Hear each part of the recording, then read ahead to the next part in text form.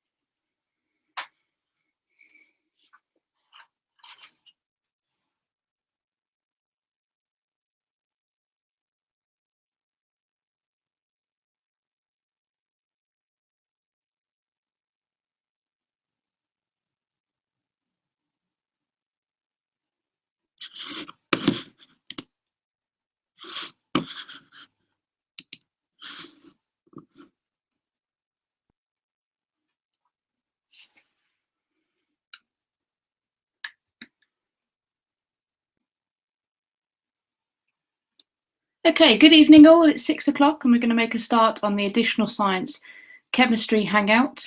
So you should be watching this if you have a C2 chemistry exam tomorrow. We'll start off by just reminding you all that you do get an extra sheet in your exam. that goes along with your paper. So don't just put it down and ignore it, because at some point you'll probably need to use it. And don't forget that there's a key to go with it. So the first side of the sheet, you have a periodic table.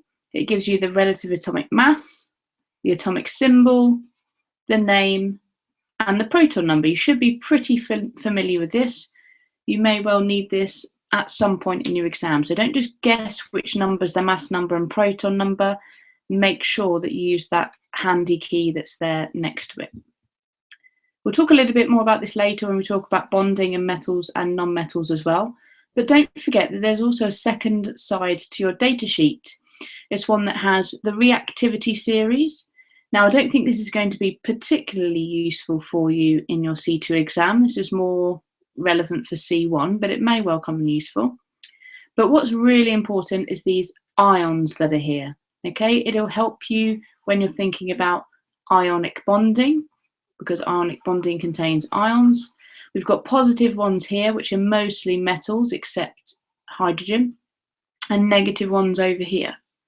You might need them, for example, if they ask you to write the formula of sodium chloride. Sodium has a single plus charge, and chloride ion has a single negative charge. So if you write the formula of sodium chloride, you would need just one of each, and they would balance each other out, and that would be a neutral compound. However, perhaps they might ask you to write the formula of sodium oxide. Well, sodium, like we said, has got a single positive charge, but this time the oxide ion has a double negative charge of 2 minus. Now, you can't simply just put Na and O together. Otherwise, you'd end up with something that was slightly negative charge, because there's more negative charges in the first place. So this compound here would have still a negative charge. So we can't do that. You need to balance them out. So if there's 1 plus, you'll need 2 of those to balance out the fact that it's 2 minus.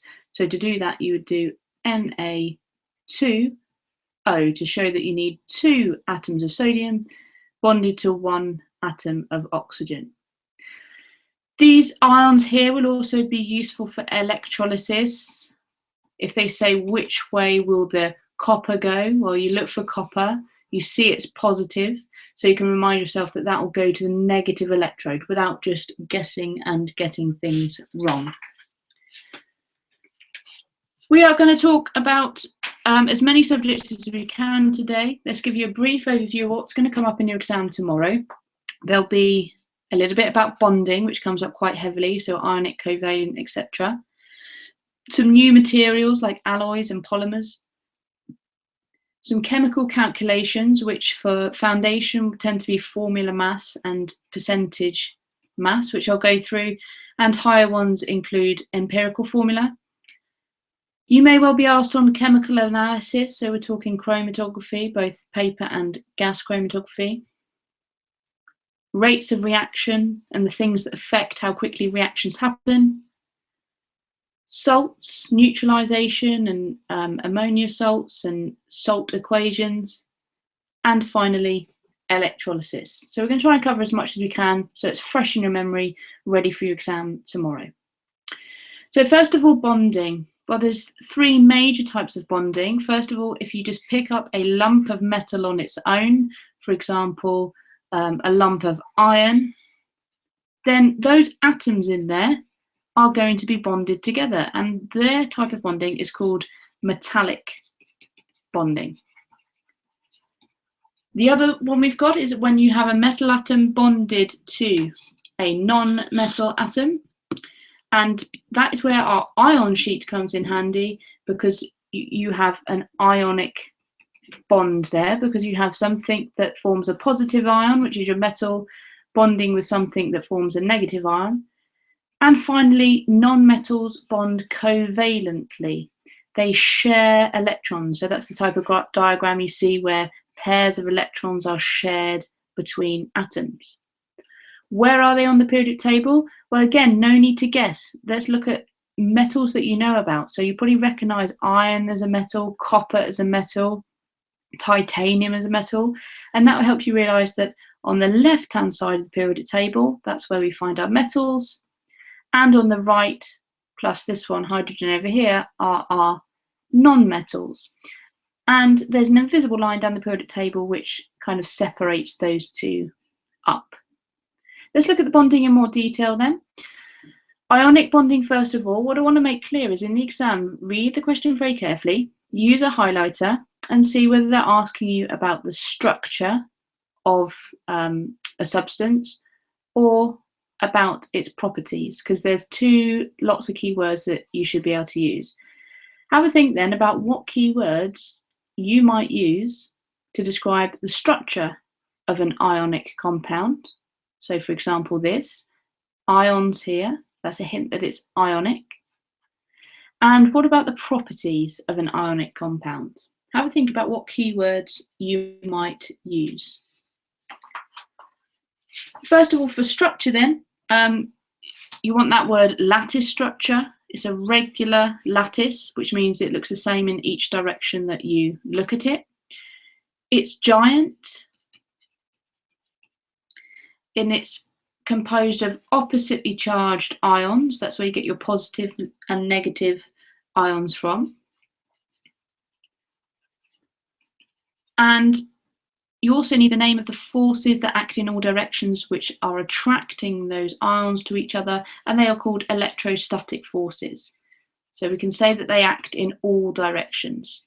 If you've got something that's positive, that's getting attracted by an electromagnetic force to something, electrostatic force, apologies, to something that's negative.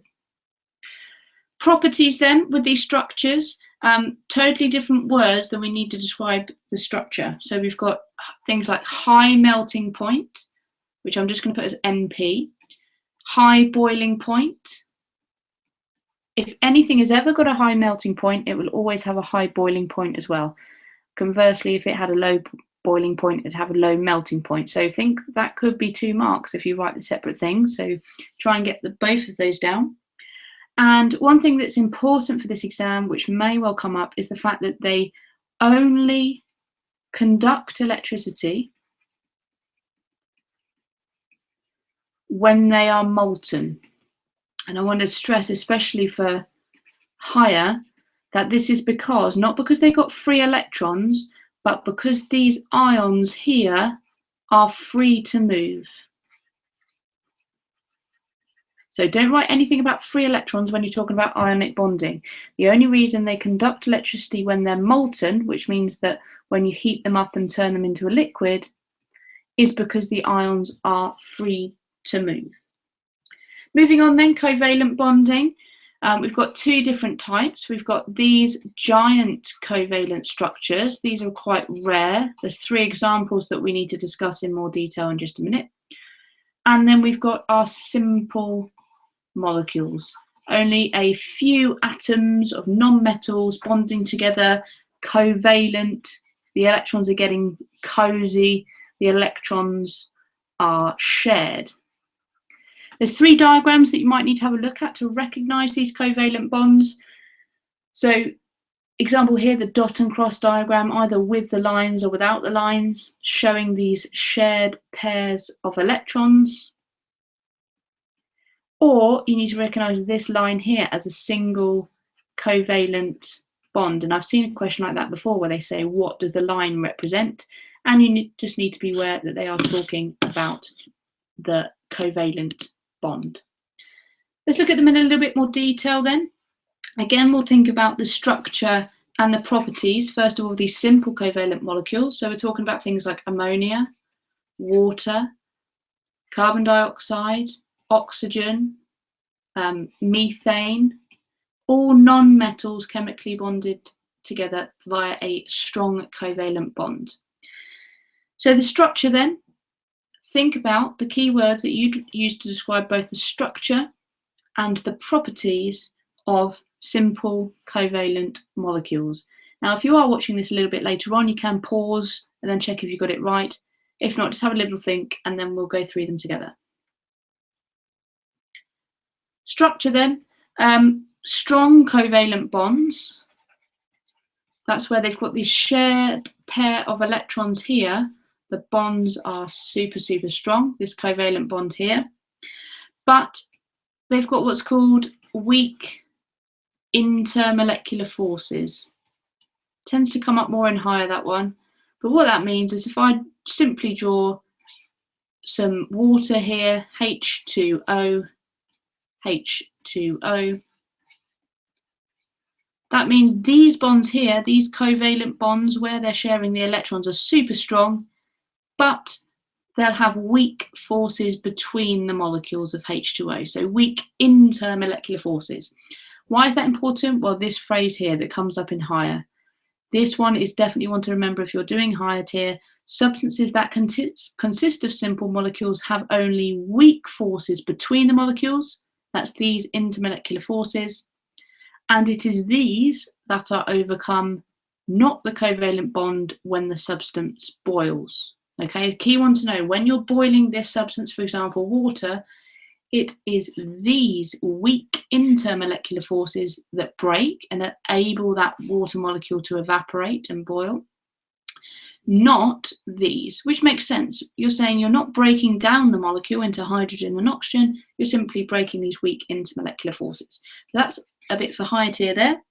And you can also describe it as a small molecule in its structure and comprising of non-metals.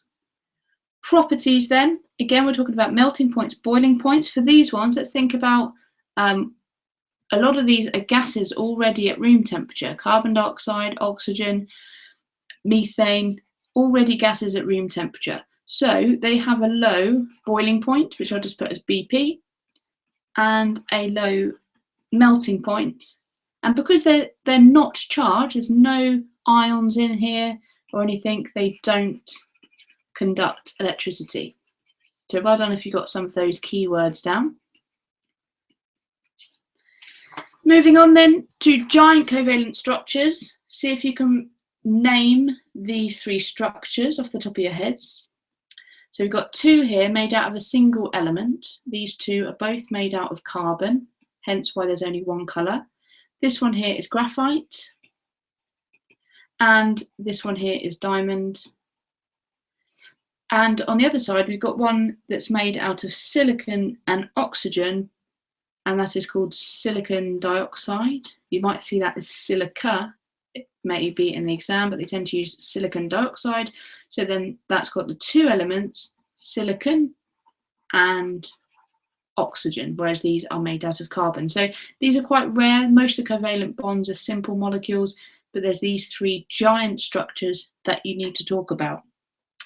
So they have some shared properties. Let's start there first of all. These tend to have high melting points and high boiling points compared with the simple covalent molecules we looked at before.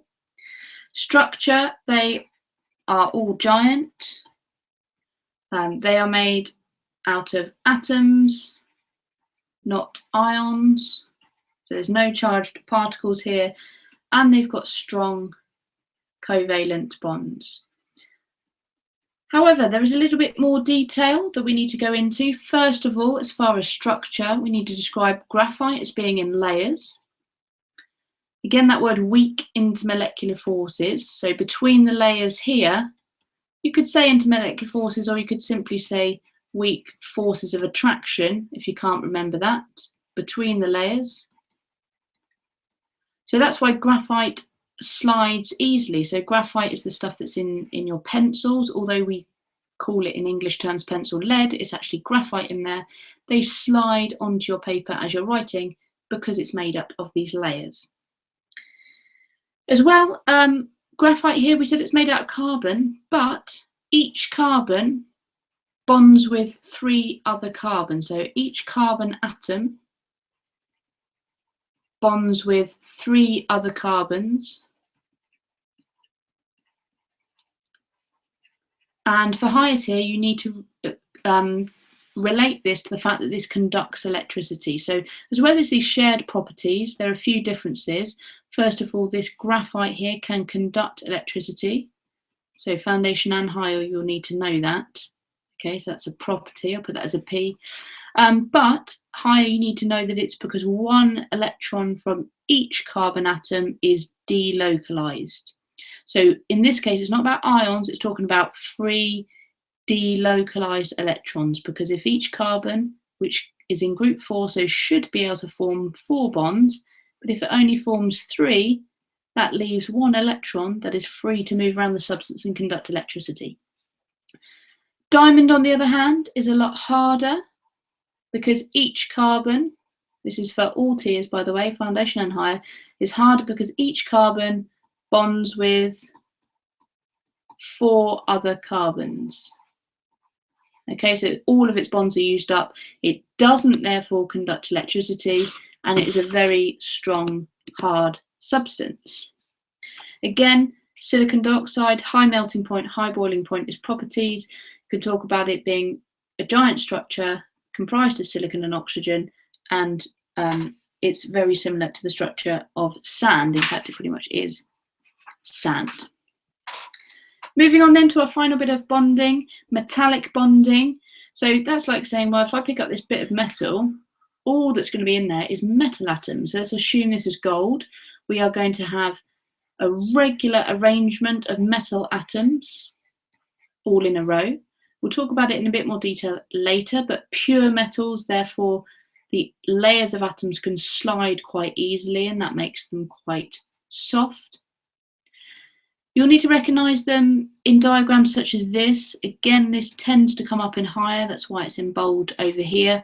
But here you can see metal atoms in a regular arrangement, or you might see them as metal ions. It doesn't matter too much whether you call them atoms or ions.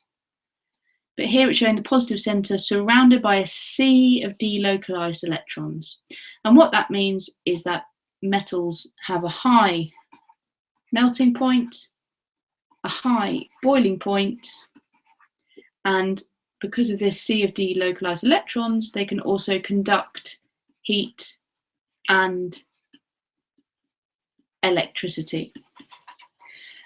As far as their structure in terms of words, they are giant again. They have free electrons. Okay, so notice the difference between structure and properties. We're saying they've got free electrons as their structure, but their property is that they can conduct electricity. They have a regular arrangement of metal atoms. Or you can say positive metal ions, that's fine as well.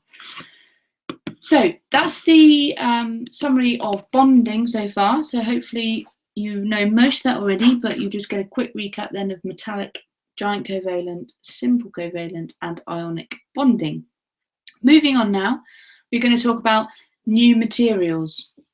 So we're going to talk about polymers, nanoparticles, and alloys. That's what kind of group in things that scientists are starting to develop and experiment with a little bit more to make loads of useful materials. Starting off with polymers then, there's kind of 4 categories that we need to talk about. There's low density polymers. These are polymers with branches. And what that means is if you try and squash loads of these polymers together, it's quite difficult. You can't tightly compact them. You can't make it into a dense plastic because these branches stop you squashing them all together. So these make some of the softer plastics used in, for example, plastic bags and plastic bottles, whereas high density polymers are a much harder plastic, and they make things such as drain pipes, sockets, so electrical sockets, anything with the harder plastic, because if you look at this diagram here, because it doesn't have the branches in there, you can squash loads of these polymers up together and make it a really highly dense material.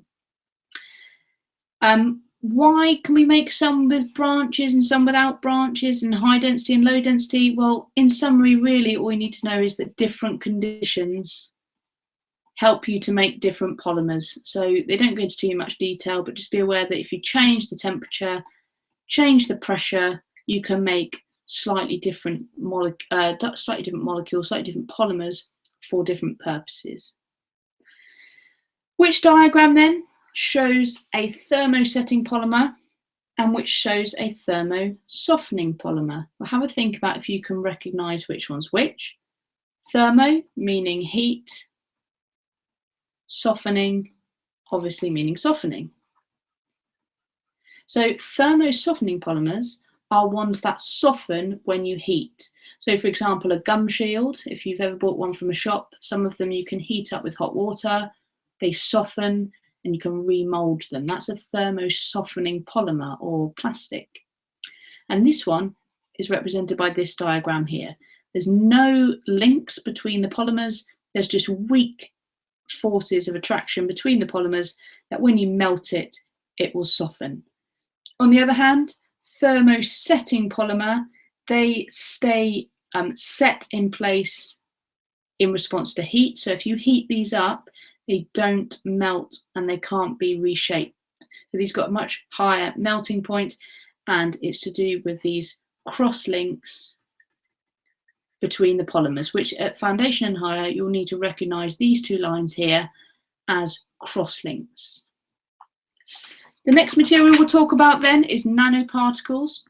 I want you to think about how you would describe a nanoparticle. What are the key words that you would use if a question were to ask you, what is a nanoparticle? Well done if you said the words a very small particle. You might have said that it's made out of a few hundred atoms, and perhaps thought of the size range. If you think about that in nanometers, that's 1 to 100 nanometers. So the key thing is that you do not just put small particles, you won't get the mark. It has to be very small. Okay, remember nano, like a nan, they're small. Okay, so we're thinking very small particles. Some examples of these then. Well, let's talk about their uses first of all, because that's applicable to both higher and foundation. What makes them useful in things like sun creams and deodorants and things like that. There's loads of other uses of them. But let's think about this as an example. When you put sun cream or deodorant on, you don't want lots of white marks made by big particles. You want very small, tiny particles that still do the job. So they give you a good covering, but also the key thing is that they have a high surface area to volume ratio. So that makes them really useful. It makes them useful for things like catalysts as well, having that high surface area to volume ratio. For higher tier, we need to remind ourselves, which you may not have done for a little while, about this group of nanoparticles called the fullerenes. They may talk about these in context for foundation, but they'd give you a lot more help than they would for higher. So carbon is the element that makes up these fullerenes. So I'll just read this bit below. Carbon also forms fullerenes with different numbers of carbons. Fullerenes can be used for drug delivery, lubricants, as catalysts, and in nanotubes for reinforcing tennis rackets. This is an example of a nanotube. Again, switch off if you're doing foundation for just 1 minute while I go through this, but this is a nanotube. This high surface area to volume ratio makes it very light, but very strong. So it can be used as a material to make tennis rackets light, but strong. This is called a Buckminster fullerene. You won't need to know that full name, but that's made out of 60 carbons, mostly hexagonal rings. Some of them are pentagons in there to make it that spherical shape, but makes it mainly hexagonal rings of carbon.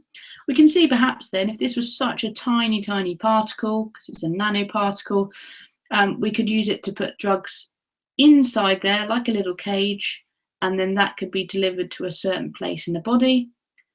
High surface area to volume ratio makes it a good catalyst for the reactants to land on, react and move on. And also in a lubricant, that is examples of other lubricants are things like oils. It makes reduces friction between two surfaces. So if you have these loads of these small little particles between the two surfaces, it helps reduce friction. So those are our fullerenes. This one is key. I've seen this question so many times in relation to alloys. I can't promise that it's going to be there tomorrow, but I would recommend that you revise it. It says, how would you compare an alloy with a pure metal? Well, first of all, let's talk about what the definition of an alloy is.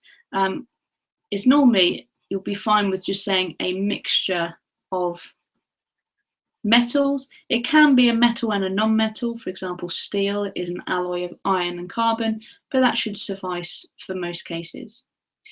Well, let's have a look then. This here is a pure metal, and this is an alloy. So compare the two. There's a couple of key words that we need to remember. First of all, this one is in layers, and those layers slide easily. So if you're a metal, your atoms are in regular layers and they slide easily, and that makes it quite soft. So most pure metals you can bend and shape quite easily. An alloy, however, what is it? Well, we said it's a mixture of metals, but the key words that you need, what makes it strong, is that it's got different sized atoms, which you can see by the different size circles there. That distorts the layers. That means that causes the layers to go out of line with each other. So I'll just put distorts layers. And that means that the atoms or the layers don't slide easily. That is the key difference, and I've seen that so many times. So be aware of that. 2 or 3 marks tends to be this question. Different size atoms, you distort the layers, and the layers don't slide easily. What's so special about a shape memory alloy then? You may have seen demonstrations like that in class where your teacher will bend a shape memory alloy. An example of that is nitinol. Bend it out of shape, but when it's put in hot water, it returns to its original shape. So the clue's in the name, shape memory alloys, they return to their original shape when heated. For example, braces. If you have wonky teeth, which most people do, a lot of people want to have a brace to put their teeth back in line. If you make a perfect shaped brace that you want your teeth to look like, you can make that of a shape memory alloy, but when you put it in your mouth, it will bend and it will shape around all of your wonky teeth. But then slowly, because your mouth is warm, it'll gradually try and return back to this original shape. And when it does so, when your mouth gets warm, well, your mouth is warm anyway, it will return, try and stretch back to this original shape, and in doing so, bring your teeth into line. Same thing if you have a blood vessel, you might want to put a stent in there. If you make that out of a shape memory alloy, you can squeeze a stent and make it all squashed and tiny. Then when it warms in your body, it can stretch out and be the right shape and the right width for your artery. Let's move on to a completely different topic then. Let's talk about analysing substances. So there's 2 different ones we need to know about. Paper chromatography, we'll talk about it in detail, but that's when you put a piece of paper in a solvent and the colours separate up the paper. Or gas chromatography. What they'll say is what are the advantages of instrumental methods? If you think about that, what would you say if a question said, what are the advantages of using instrumental methods? What keywords would you use? Well, let's give you a hand. Instrumental methods are machines. So they use a really complicated word basically to describe machines rather than humans doing the experiment. So what's the advantages? Well, there's 3 main ones that you need to know about, and this is a common question as well. They are fast, they are accurate, and they are more sensitive. Okay, don't try and waffle with any other piece of information apart from they are faster, more accurate, and more sensitive to use a machine rather than use another alternative method that is carried out by a human. Gas chromatography we'll talk about in a little bit more detail. That tends to be linked to a mass spectrometer, and when it does, you've got a GCMS, gas chromatography. This is the one, this is important, this is the one that separates the substance, and the mass spectrometer is the one that identifies the substance. Okay, so when those two machines are combined, it's called GCMS. Let's think about a method then. I've seen what seems like a very simple experiment here in paper chromatography. A lot of people lose marks because they can't quite describe the method correctly. So how would you use, for example, paper chromatography to check for a banned substance in food? Well, essentially, if you had three different foods, or let's say two different foods, you could test those against your banned substance, which I'm going to call X. You could put those along the bottom of your paper and allow the colours in those food substances to separate so you could see which of those contained the banned substance. Let's have a look about what we'd write as a method then. We would put a drop of food colouring on chromatography paper. You need to bear in mind that this is a pencil line that you would put it on so it doesn't smudge, and you can simply say that. Why do they use pencil lines? So if you were to use ink, that would smudge, but if you use pencil, it wouldn't. You need to place the paper in a solvent, so you can just say water, that's fine if you can't remember the word solvent. The colours will then separate as the particles move up the paper because they move at different speeds. And then you can compare the pattern with the chromatogram of the banned food substance. This is the one people forget. Okay, so you often get marks of saying you put the drops on the bottom of the paper on the pencil line, you put that in water, and the colours will separate as they move up the paper. But just bear in mind, this whole question is saying, how can you check for a banned substance? You need to do this last bit. Compare the pattern that you see to the pattern of the banned substance.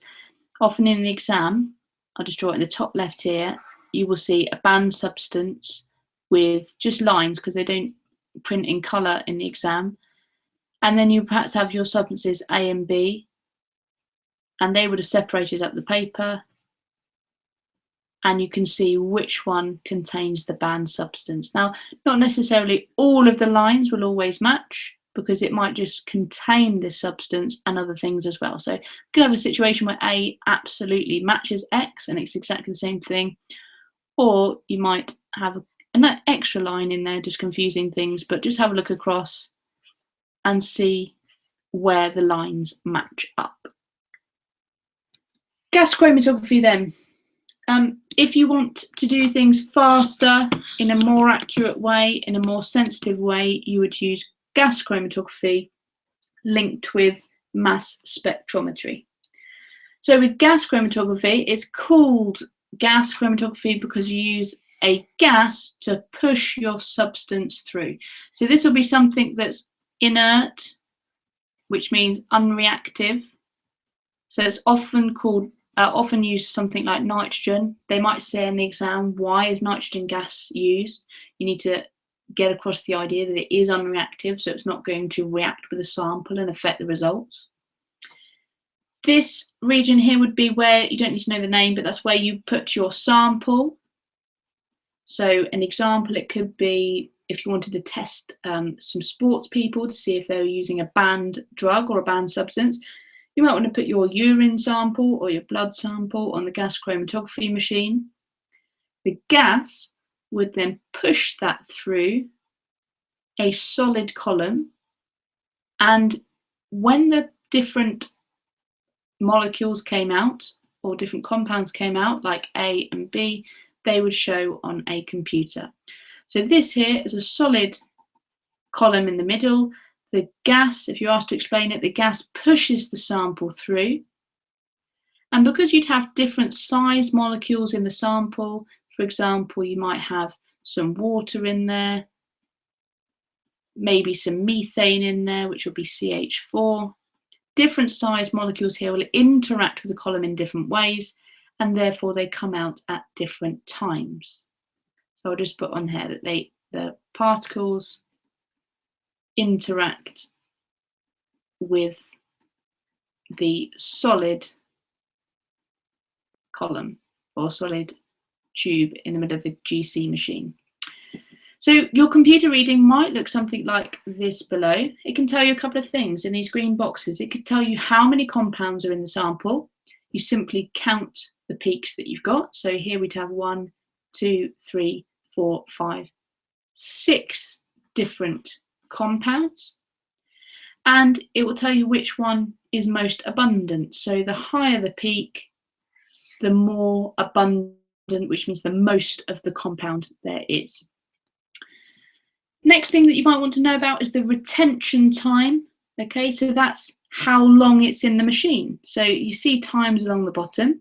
If they were to say to you, what is the retention time of compound D, you would just see here to here how long it took to get through the machine. So from 0 minutes to 8 minutes, the retention time would be 8 minutes for sample D. That then separates, like I said before, the GC part separates the substances. But at this point, you're not 100% clear on what these compounds are. And therefore, you have to link it to a mass spectrometer machine. Now, for higher tier, you'd need to recognize the image that comes out of a mass spectrometer. And essentially, no matter any of the lines on a mass spectrometer, even if they're taller, you look at the line on the far right-hand side. And what that does is that gives you the relative molecular mass of your substance. Okay, so bear that in mind. That's called the molecular ion peak. And that will help you identify the substance by giving you the relative formula mass. And you use that and the retention time to help you work out which substance it is. Okay, hopefully that's not too overwhelming so far. We're doing well for time. Feel free, if it's too much for you in one go, to pause it and come back a little bit later on. But I'm just going to move on to chemical calculations now. First one, these are really important for everyone doing foundation and higher. Come up in both of them. I'm going to give you 2 examples. You've got relative formula mass, which you'll see as MR, and percentage mass. So they give you, which is nice, the relative atomic masses of all the things in the compound. So you don't actually have to look at your periodic table for this one. All you need to do is be able to count the number of each atom in there, the number of each element, sorry. So here we have 1 atom of calcium, 1 atom of carbon, but 3 atoms of oxygen. All you need to do for relative formula mass, the clues in the word, find the mass of the formula. So if they give you these numbers, think to yourselves, I've got to add them up to get the mass of the whole thing.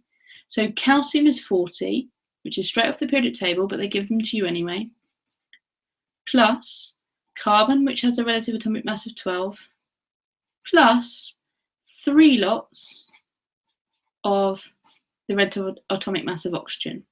And that will give you a relative formula mass of 100. Doesn't need any units at all because it's all relative. Then for the one below, we've got NH3, which is ammonia. N is 14, so we've got 1 of those, 3 hydrogen. So it would simply be 14, because we've got 1 of those, added to 3 lots of the relative atomic mass of hydrogen, which is 1. And that will give us a relative formula mass of 17. Now then, the bit that people find harder, but if you remember, a percentage is a little number divided by a big number times 100. That's the easiest way to remember it. Little divided by big times 100. Then you can't go wrong, because it says calculate the percentage of oxygen in CaCO3. So it says how much oxygen is there as a percentage in the whole thing. Well, we worked out that there's 3 times 16, which is 48, lots of oxygen, or relative mass of oxygen, in the whole thing. So if you then divide that by the whole thing, which is 100, multiply by 100, you would get 48%. Calculate the percentage of nitrogen. Well, we worked out that nitrogen had a relative mass of 14 in this whole formula. We divide that by the whole thing, which is 17, times by 100, and then we get 82%. If you're struggling with this, just try with a little number divided by a big number, multiplied by 100, and you can't go wrong. Okay, if you're doing foundation, just have a little cup of tea, take a little breather. It'll only take about 5 minutes, but I'm just going to go through 2 higher calculations. Don't listen to this because it will confuse you. Perhaps just pop out and then come back in when I say so. So for higher tier, we're talking about empirical formula, and then we'll do some mass calculations. So for those of you that I've taught, you might well know what this sheep is doing there. For those of you who haven't been taught by me, you have no idea. So this is a RAM. It helps us remember to calculate empirical formula. We just need to divide by the RAM, relative atomic mass. Can't go wrong if you remember to divide by the RAM. So this question says, an oxide of lead that does not have the formula PbO, so you can't just guess at the formula, contains 6.21 grams of lead and 0.72 grams of oxygen. What you need to do is write those numbers down in the order that they give them to you.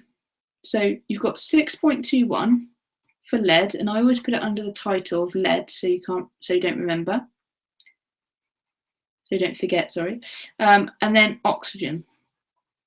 So 0.72 oxygen, 6.21 lead. It says calculate the empirical formula, which is the simplest ratio of formulas.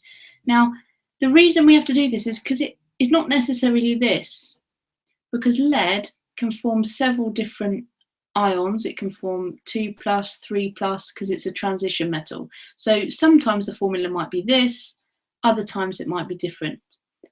Absolutely do not just guess the formula. You will not get full marks if you just guess the formula. That's why it says here you must show your working. Again, they give you the relative atomic masses, which is nice and handy because you can't make a mistake reading them off the periodic table. So you've got 16 for oxygen, 207 for lead. So like I said, empirical formula, just divide by the RAM. So 6.21, we would divide by the relative atomic mass of lead, which is 207, and oxygen we divide by 16. Then we end up with 0.03 to 0.045. Now we need to get this into a whole number ratio. So if you can't clearly see within that a whole number ratio, if you divide by the smallest number, so divide both sides by the smallest number, you end up with a ratio of 1 to 1.5. But then you again aren't in a whole number situation, so you'll need to double everything up. Then you finally end up with a ratio of 2 lead to 1 oxygen. That's the simplest ratio that we've got. And to finish up, you just put the letters back in, Pb2O3. So I'll summarise that again. Divide by the RAM. Simplify your ratio, make sure it's a whole number, and then write the formula out in full, and that will gain you 4 marks. The other high level calculation that they might ask you to do is a mass calculation. So they'll say something along the lines of this. A company made magnesium using this reaction. Calculate the mass of magnesium oxide needed to produce 1.2 tons of magnesium. So first of all, just cross out everything else that's not mentioned in the question. They've said to you, calculate the mass of magnesium oxide, so this is what you need to work out, needed to produce 1.2 tons of magnesium. Don't worry whether it's tons, whether it's grams, whether it's kilograms, that doesn't matter. So we can't just guess how much magnesium oxide is going to make 1.2 tons of magnesium, but they do give us this clue. Hint, if they've given you relative atomic masses, you have to use them in some way. So what you can do is you can work out the relative atomic mass of relative formula mass, sorry, of this, and then you can end up saying, well, this much would make this much, and then convert it back. Let me explain exactly what I mean. Relative formula mass then, we get 2 mgO, and we're going to see how much of 2 mg we make. So if we work out the relative formula mass of this, you've got 2 lots of 24 plus 16, and that's going to make 2 lots of 24. So you've got 80 tons of magnesium oxide is going to make 48 tons of magnesium, and that's not what we want. We want to work out what 1.2 makes. So to do that, if you make it so you can work out how much makes 1 ton and then multiply it up. So if you divide both sides by 48, you will end up with 1.66 recurring will make 1 ton, sorry. We don't want to know what 1 ton makes, we want to know what 1.2 makes. So if you multiply both sides by 1.2, you end up with 2 tons of magnesium oxide, making 1.2 tons, sorry, of magnesium. So our answer is that we will need 2 tons of magnesium oxide to make 1.2 tons of magnesium. Now, if that was too quick for you, feel free later on when I've finished to just come back and watch this little bit, have a go at the question yourself, and then see if you got it correct. Okay, so welcome back to Foundation people. If you switched off, please tune back in because this is absolutely relevant for both Foundation and higher. Electrolysis, we said first of all that you get ions on your data sheet. Okay, you can work out whether they're positive or negative and where they're going to. Basic principles of electrolysis then. If you've got a piece of rock and you want to split that rock up, for example, if it was aluminium oxide, or perhaps it was, like in the example below, zinc chloride, oops, that should be a little n, chloride, you can't just put electrodes into that and expect it to conduct electricity, because like we said right at the beginning, when ionic substances are solids, they don't conduct. So you need to do 2 things. You could either heat or dissolve this, so that it's either molten if you heat it or dissolved in solution. So then, again, really key in higher, but also in Foundation, the ions are free to flow. Let's take this example then, zinc chloride. If we were to heat it and melt it down so it's molten, you'd end up with zinc and chloride ions. Quite simply then, the positive electrode will attract the negative ions because opposites attract, and the negative electrode will attract positive ions. You will end up with zinc here collecting around the electrode and chlorine gas given off. Oil rig's important. Think to yourself whether you know what oil rig means. It's all to do with how electrolysis works. So oil rig means oxidation is loss of electrons and reduction is gain of electrons. Okay, so we need to think about what happens where for oxidation and reduction. Well, to turn into chlorine, this chloride ion needs to turn into just normal, neutral, non-charged chlorine. If it's negative, it's got too many electrons. It needs to get rid of those to become neutral. So at this electrode here, at the positive electrode, you've got oxidation, where the chlorine will lose electrons. Oxidation is loss of electrons to turn into chlorine. Zinc, on the other hand, is positive. It's a positive ion. So to turn back into zinc, it needs to gain electrons. So therefore, reduction would take place at the negative electrode. Maybe one way to remember it, it's a little bit negative if you get things taken away, so that might help. So as a child, if you get things taken away from you, it's quite a negative experience. That's reduction, when that's like the word reduction, although that doesn't really help because it's the gain of electrons. So scrap that, that's probably not very helpful for you. One way that I remember it, but it's probably not very helpful because reduction is the gain of electrons. For higher tier, you have to be able to do half equations, okay, at each electrode. So for example here, this is the half equations for chlorine. So all you're saying is describing that process. You're saying 2 chloride ions turn into chlorine and give away electrons in the process. You can write it either way around. You can write it like this: 2 chloride ions take away electrons and turn into chlorine. For this is oxidation because they're losing electrons. For reduction, for the zinc, for example, in this one, for higher tier, you need to be able to do zinc gains 2 electrons to turn into zinc. The metals are easier because they just turn into the metal element. These non-metals are harder because they go away in pairs. So you're always going to make something like Cl2, O2, Br2, etc. Different examples then of electrolysis. We've got electroplating first of all. This is when you use electrolysis, the clues in the name, to plate things. For example, here we've got a spoon that we want to plate in silver. 2 important things. Firstly, which electrode it goes on. Well, this needs to be placed in as the negative electrode because these positive silver ions need to be attracted to the negative electrode. So the thing that you want to plate, the object, has to be the negative electrode, and the positive electrode has to be the pure metal.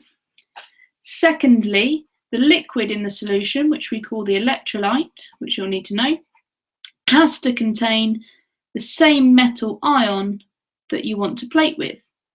So for example here, if you're asked to put a suggestion, if you want to coat the spoon in silver, then maybe something like silver nitrate, because that also contains silver.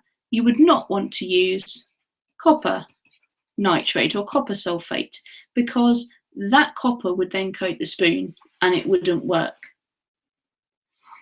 This special example of electrolysis here is electrolysis of aluminium oxide. Now, aluminium you might want to get out of an ionic substance like a rock.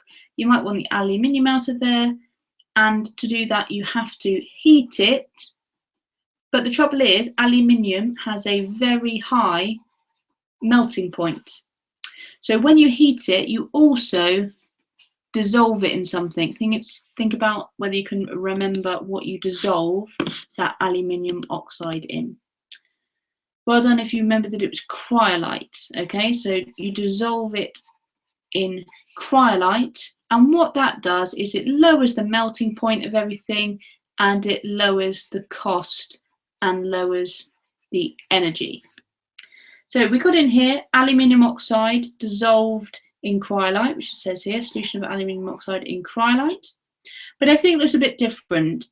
In the top, you'll have several electrodes, so maybe 3 or 4 electrodes, and they're all positive. And around the outside, you've got negative electrodes.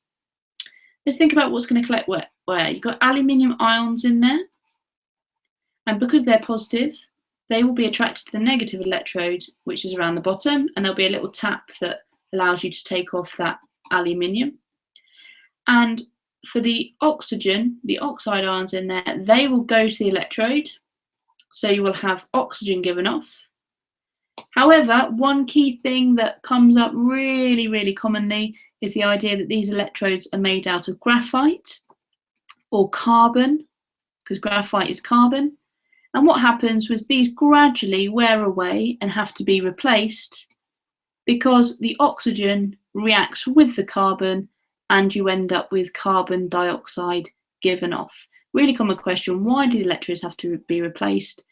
Because they are degraded as they are made of carbon, oxygen reacts with that, and carbon dioxide is given off. Final example of electrolysis then is one with salt water. The salt part of that is sodium chloride, and water, H2O.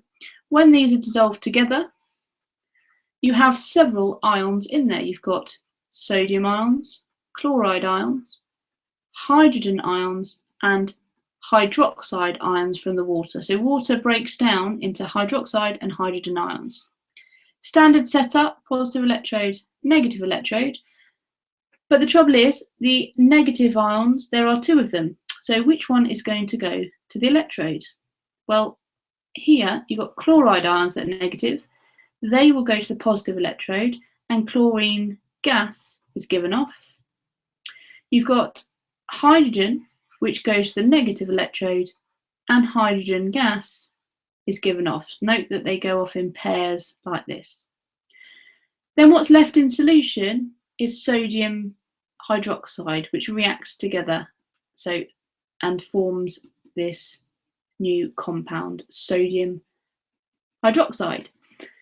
So what's the rule? Well, the least reactive element goes to the electrode. That's kind of the easiest way to remember it. The least reactive element goes to the electrode.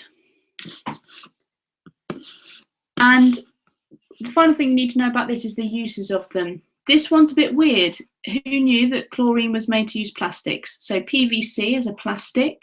The C part of that is chlorine, okay? So this chlorine here is used to make plastics, and this hydrogen is used as a fuel, but also to make hydrochloric acid as well. This sodium hydroxide is used in the soap industry. So some uses here: chlorine, plastics, but also disinfectant. I should have said, like, you would probably more commonly associate it in the swimming pool as a disinfectant, but remember plastics as well. Hydrogen as fuel, and sodium hydroxide is used in the soap industry. Okay, final couple of topics then. So feel free to take a break and come back if you want to, but I'm just going to go through rates of reaction and salts to finish off with.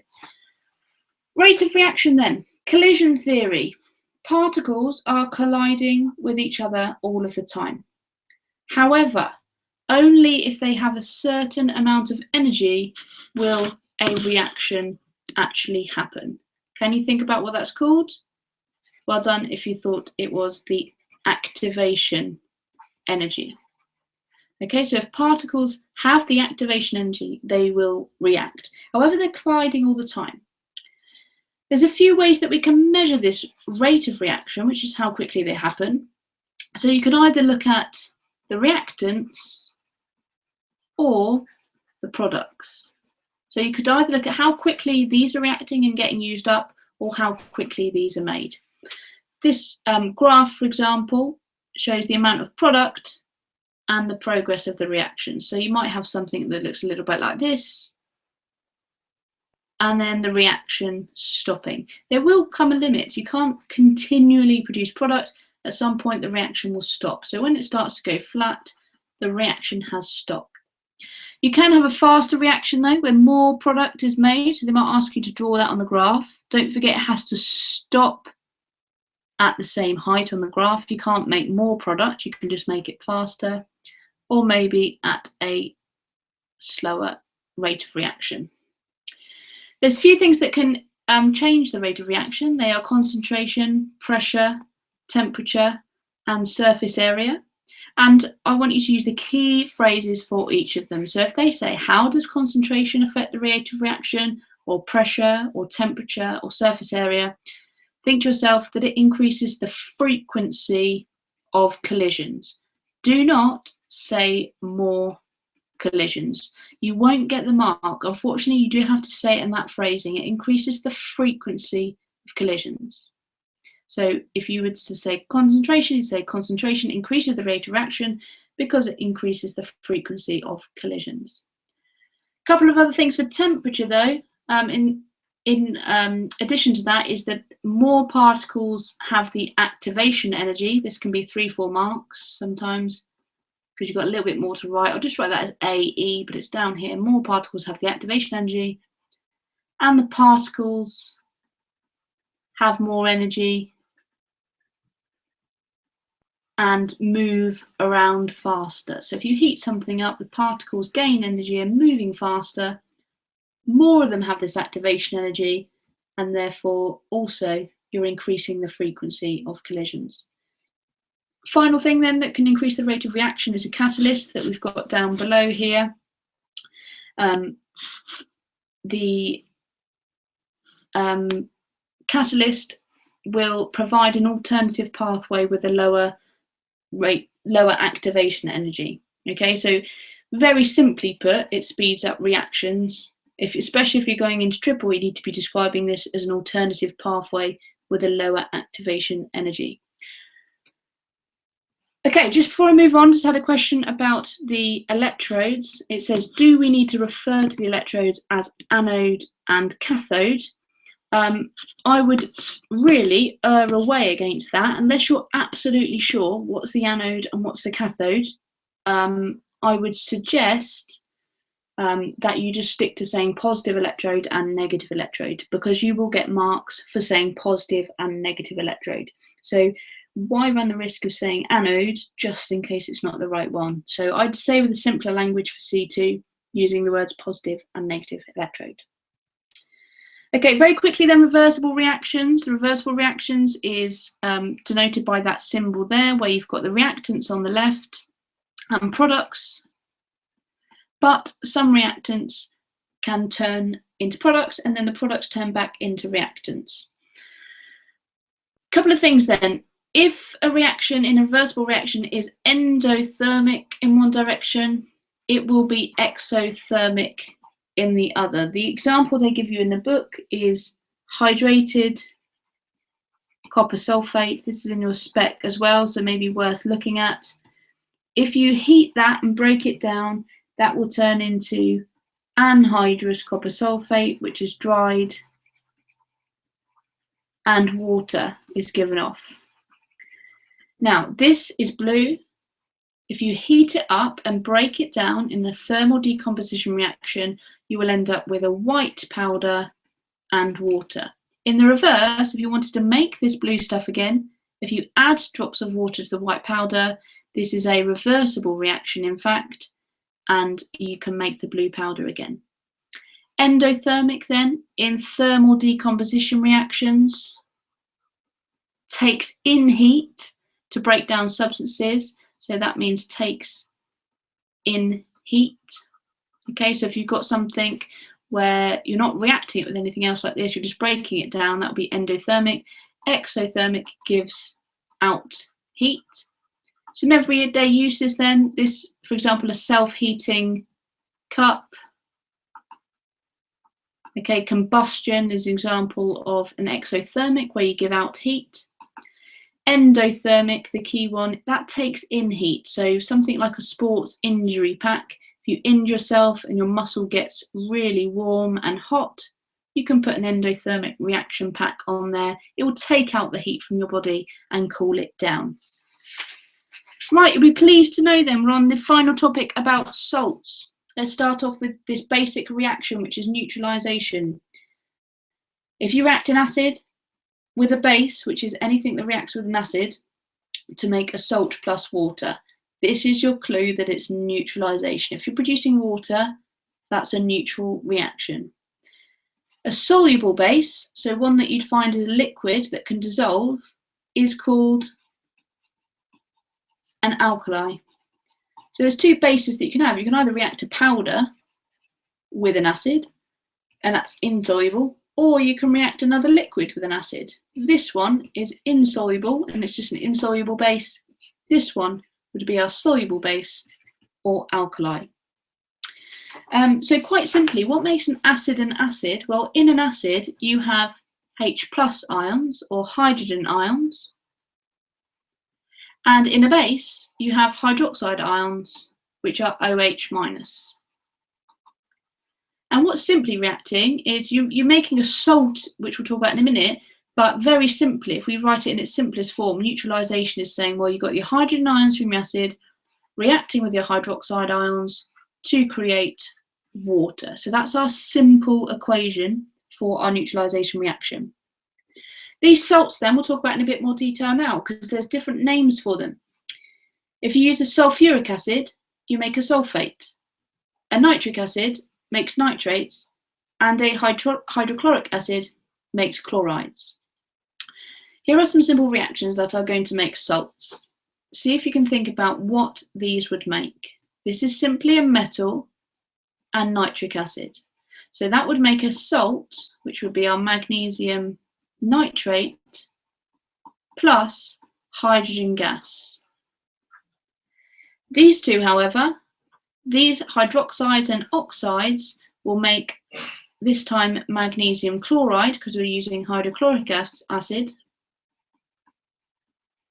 plus water. Okay, so that's an example of a neutralization reaction. Look out for this one, however. If there's three things that it can make, well, carbon also makes carbon dioxide. So look out for that word, carbon. This would make magnesium sulfate plus water. That's still neutralization, but it also makes carbon dioxide as well. One special salt that's worth a little look up tonight, perhaps, is ammonium nitrate. You need to know that these ammonium salts are useful fertilizers. Okay, so that's NH4, ammonium nitrate, NH4NO3. And if you have nitric acid plus ammonia, that will end up with your ammonium nitrate. Okay, so how do we make them? And this is the final slide, you'll be pleased to know. And then everything will be fresh in your memory for tomorrow. So making salts can be quite difficult, depending on whether you've got a soluble base, like we said before, or an insoluble base. Okay, and this is talking about making soluble salts, so salts that dissolve.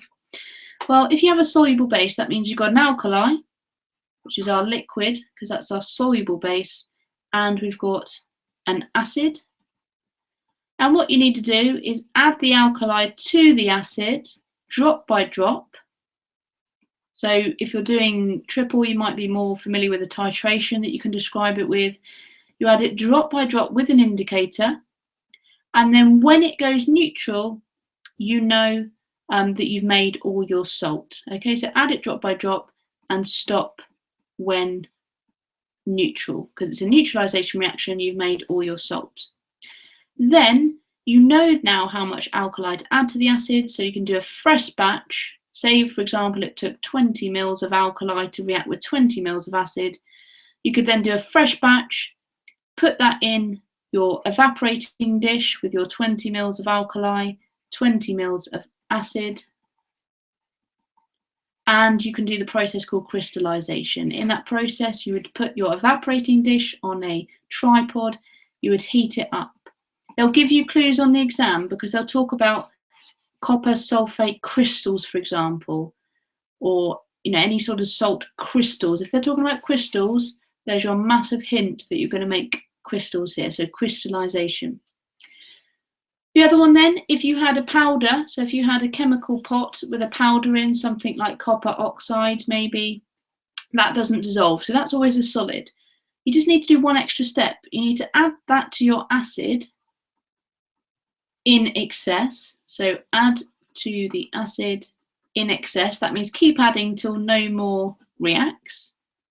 You would then need to filter it, remembering that this is filter paper here, conical flask, and then you do your crystallization.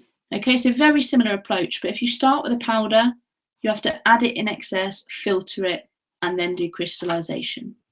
And the only other final one that you'll see is if the salt that you make is insoluble, that's a precipitation reaction. So I'm just going to put that in the middle. These are to make our soluble salts, but I forgot to mention, if you have something where you've got something that's aqueous, a solution, adding to another solution,